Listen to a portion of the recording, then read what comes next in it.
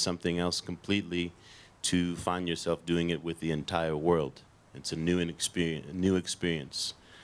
However, I can say that for my entire family, when you get the amount of love and just pure personal stories from people all over the globe, the passion with which they loved this man, it is incredible. We just can't stop marveling that here we are days later in a world where, you know, news is disposable, you know.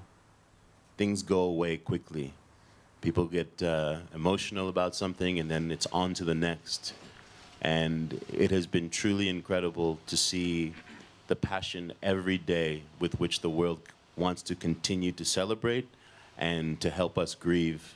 And it has given us truly an immense amount of strength. It has given us a power that we needed and we didn't know we would have access to. And again, you know, we say thank you to everyone around the world for continuing to share these stories. Any more questions? Go.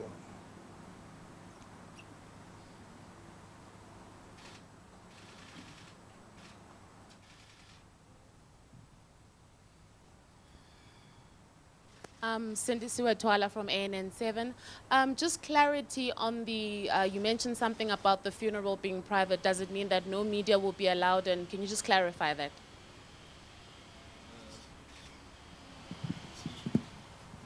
Yes.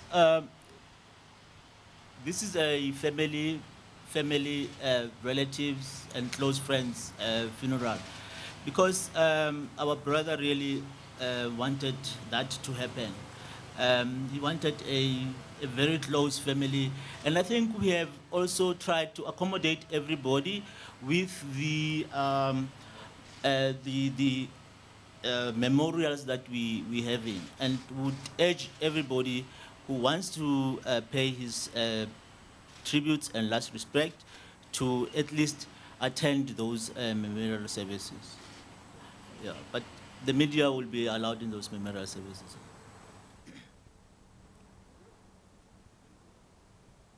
Another question on that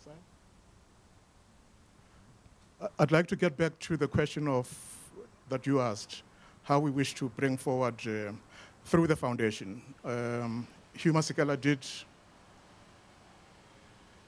strategically position this foundation in order to, he was a cultural activist, as you know. He was much more than just a musical person. His vision was for cultural reaffirmation, renaissance across the continent and in the diaspora. So what we want to do, there are a whole number of areas that he wanted us to focus on as a foundation. The first one is about genealogy. Where do we all come from? Just to be able to retrace our historical roots as Africans. He talked about intergenerational communications, very strong on that. And then he was strong on languages and music, yeah? Just to capture all of those and have a repository of our musical histories, our languages, which, as you know, are in trouble in some instances, and then music and dance and theater and literature.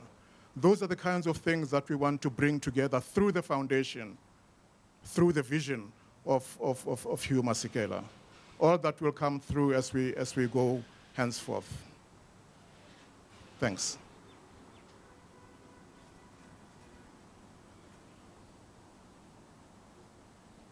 Are there any other questions?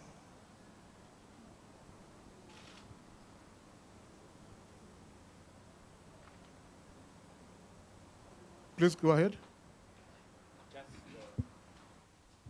Siyabonga Sithole from the New Age. We've just spoken about the legacy and his vision, and how can people, fans, and those who loved him contribute in making sure that that vision continues? Well, there is a website, as I said, which will be up. I think there's a page right now, but maybe through communication that way, through the foundation and our office, we'll be able to see where people can contribute. We have partners all over the place, institutions of higher learning, for instance. We have partners all over the country about the music that we want to archive for posterity, for future generations. That way we have all kinds of partners, and everybody and anybody who shares this vision of this luminary, this icon, will be able to assist us in pursuing this vision.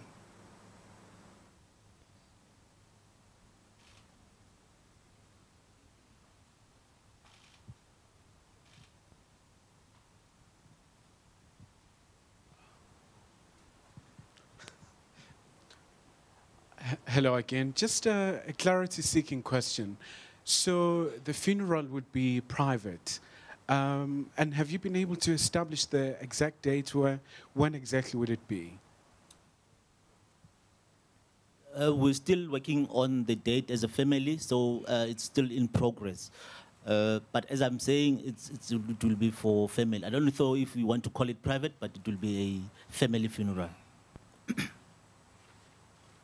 Hi, Jermaine from SABC Radio. I just want to find out, has the government reached out at all in terms of offering an official funeral, as was earlier discussed?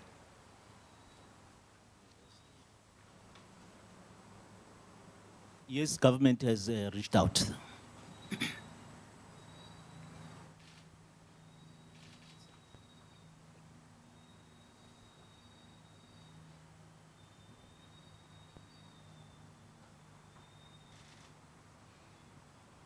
Swahle Mota from Jacaranda FM. On behalf of the foundation, how would you guys like for Mr. Hugh Masekela to be remembered?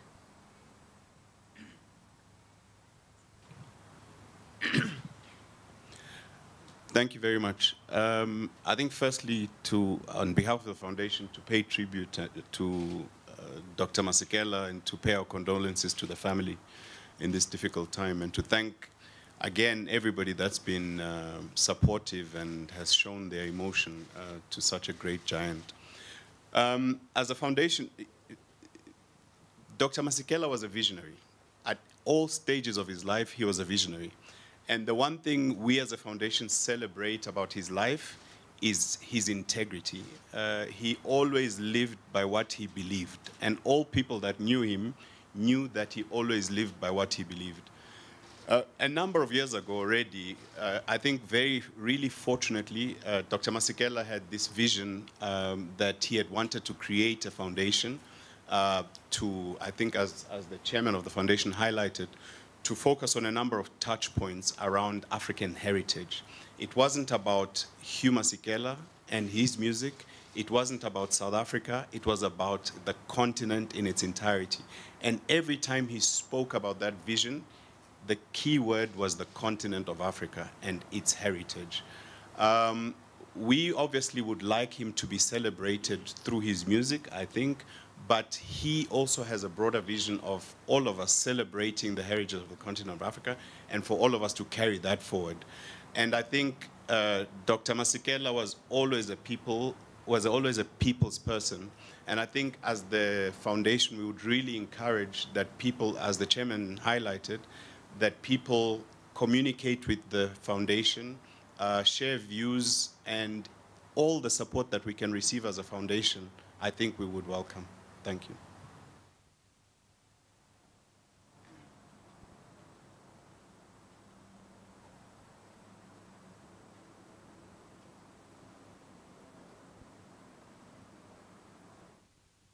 Hi, Griselda Kekana from Times Media. I just want to clarify.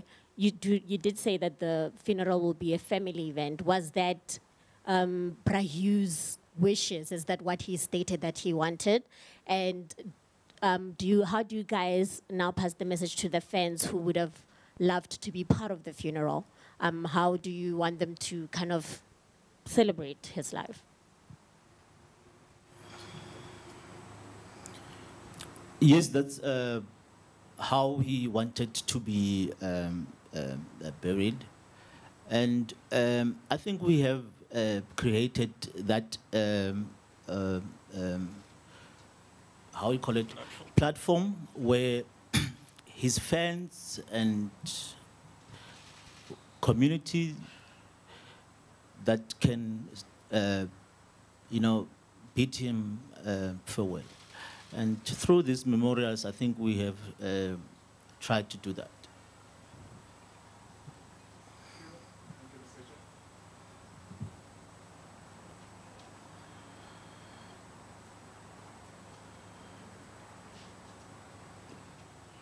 Hi, Hitakan Magwedza, Eyewitness News. We understand Bra Hugh made a mark internationally through his activism and music. Can we expect in any of the memorials any participation from international artists or any international organizations, such?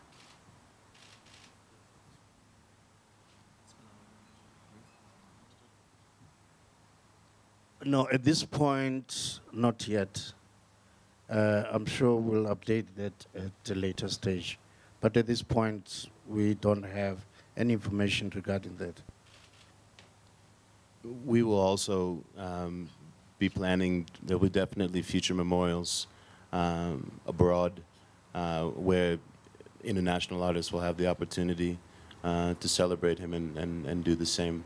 You know, I think the opportunity to do that in the best way, in a way that's planned, that really allows it to really shine, and to take the time to give people the opportunity to do so and make it special. Because you know my dad, he didn't want anything to be jive. Yeah, just to re-emphasize, this has to be a celebration of the life of a wonderful human being, a remarkable musician, a wonderful icon of our country, of our continent, appreciated globally. So we have to ensure that it is a truly wonderful celebration of this giant in the music industry. If there are no other questions, we will, the statement will be sent out through email, and you will be notified again if there are any new information that has to be sent out. The office will get it to you. Thank you very much. That brings to an end this press briefing. Thank you. All right, the Hugh Masekela family and representatives from his foundation briefing the media on their plans for his memorial and his funeral. A couple of events, they say, have been planned for the next couple of days to honor him. Hearing from his son, Salema Masekela, giving the details of the funeral. They haven't yet set a date for that, but they've said that it will be a private affair for family and close friends. But in order for the public and for fans to honor him and pay their respects, there have been, or there is a plan for quite a few celebrations, but a memorial will be held on Sunday at the UJ Soweto campus. And his son has said that they are very grateful for all the messages and support from all around the world that have come in tribute to his father. So that's just a quick briefing from the family with the details of his funeral, which is a private affair, and then, of course, the memorial, which will take place on Sunday. We're going to take you back now to the live Visidimeni hearings, which are underway in Parktown. The cross-examination of former Gauteng Health MEC Gwedani Mahlangu continues. Section 27's Leela Krauser is still doing the questioning there. People who have expertise in public health, medical doctors, nurses, and all of those. My assumption is they know what they tell me something, I should believe them because they are competent people and they've got skills in the area. One of the things for this deinstitutionalization to work is that there should be an upscaling of community service. Do you agree? Yes, and I answered earlier, Justice, through you, that Gauteng Health had already started with the community upscaling at the time I came into the picture. And I presume that it would have then been very important for you to upscale the NGOs. But the department was already doing it even before I arrived. So important that you would refer to it in your budget speech, no doubt. Yes, of course. My budget speech, if you care to know, is drafted by asking the